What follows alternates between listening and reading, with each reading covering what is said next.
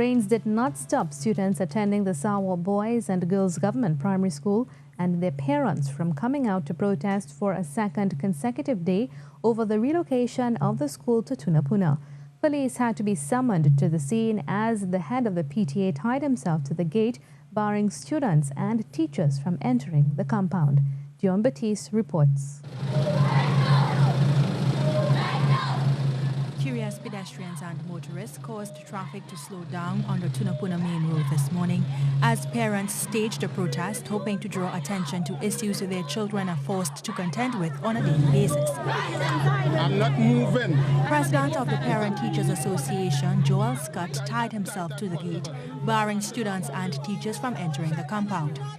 He said they were forced to resort to extreme measures because the Ministry of Education continues to ignore their cries for help. From San Juan to come up here in a bus, we're supposed to get 5 buses. Today we only get 3. All those children have to be packed in one bus to come here. Our children cannot even use the toilet. Right? The stink fall down.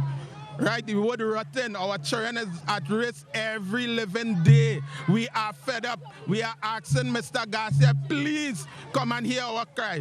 Please come and see the condition that our children have to undergo every living day. The students were relocated to the Tunapuna compound 5 years ago to facilitate ongoing repairs at the San Juan location. But parents said the situation was growing increasingly frustrating, adding that the present location was not without its own problems, including a sewer issue which parents claimed has resulted in some of the students getting sick. Because of the toilet issue coming up in the school, circulating in the air condition, he could not walk nor stand for 4 days. He had to be hospitalized for 6 nights, 7 days, 9 bags of drips. When they were finished, all his hands were swollen because it had stayed too long. Bacteria in his system. To save his kidneys, they had to do that for him. And I had to stay in the hospital because of that. Each child here, no one can say it's not the truth, even the teachers, has a permanent regular cold or fever.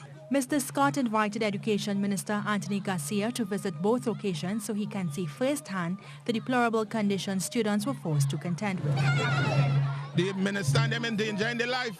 There's allowing them to be in a sick building. And allowing them to be in a place that don't have a toilet facility, right? They just spend money to fix it. It have 3 months, right? Vagrants bathing naked on the compound. Vagrants living in our school. Why our children can't go back to our school? We don't want the school. We want to go back home. We want to go back to our school.